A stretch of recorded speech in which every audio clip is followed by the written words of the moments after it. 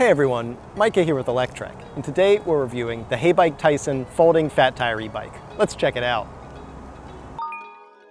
The Heybike Tyson is yet another folding 20-inch fat tire e-bike. I say yet another because, frankly, we've seen a lot of these types of e-bikes lately, but I'll hand it to Heybike for doing things a bit different this time. For example, check out this interesting frame that offers a new take and a new look for the bike, at least compared to so many of the other cookie-cutter folding e-bikes out there.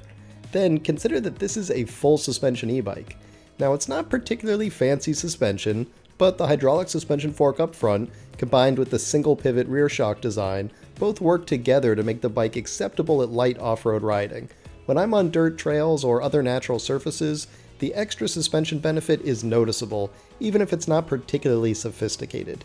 Between the extra air volume in the tires and the full suspension, there's some real absorption going on, though the downside of that is that the bike isn't quite as nimble as it could have been otherwise. For long straight paths and gentle curves, you'll never really notice, but if you're trying to weave through traffic, it's not going to be an ultra-responsive ride. But the bike wins me over again with the performance. Between the 750 watt rear motor and back and the 720 watt hour battery in the frame, we've got some good specs. The bike also reaches a top speed of 28 miles per hour or 45 kilometers per hour in unlocked Class 3 mode. So you've got the benefits of a fast bike that make it great when you're back out on the asphalt and you want to pick up speed. Now, this probably isn't going to be an amazing hill climber. Here in flat Florida it works great for me, but if you've got super steep hills, a heavy bike like this with just 750 watts of peak power might not cut it. For commuters though, and especially if you're like me where you're riding flatland most of the time, that flatland speed, being able to get up to 28 miles per hour, is going to be a great feature. And since this e-bike comes out of the box with lights, fenders, and a rear rack, it's obviously set up with street riders and commuters in mind, at least partially. And speaking of those lights, the turn signals are a nice thought, but they're so close together that they barely look like turn signals to drivers. Still though, A for effort, Heybike. What I might not give an A for, though, is the weight. Since it's 77 pounds or 35 kilos, this is definitely a heavy e-bike, even when it's folded up into a nice compact package. You're going to have a real lift with your legs moment if you ever try to toss this into the back of your trunk or SUV. But again, as is the nature of e-bikes like these that are full of compromises, I can look past shortcomings like that because I get won over all over again by seeing some nice parts like hydraulic disc brakes, which are becoming more and more common even on these mid-priced e-bikes like the $1,699 Heybike Tyson here.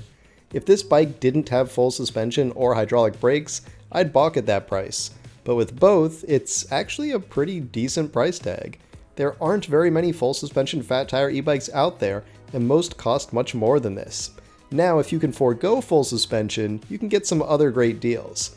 Now that the Electrek XP 3.0 is coming with hydraulic disc brakes, that's a solid contender and will really compete with this bike. But if you're the type of rider that absolutely has to have full suspension, then the Heybike Tyson here might be a serious option to consider.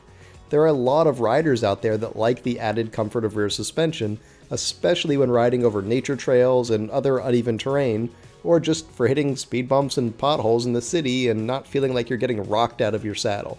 With the Tyson, I'd say that Heybike has added another worthy model to its lineup, complementing its more city or adventure style e-bikes with something that's a bit more middle of the road here, combining the aspects of some off-road riding with higher performance and a commuter loadout that I really like to see in e-bikes that can perform both on the street and in the dirt.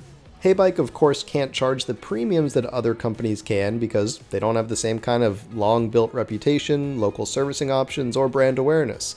But the company at least seems to be producing some halfway decent e-bikes that come in at value prices.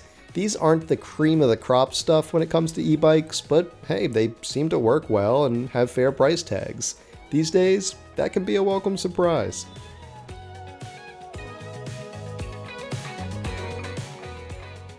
Thanks for watching, everyone. We hope you enjoyed that review of the Heybike Tyson.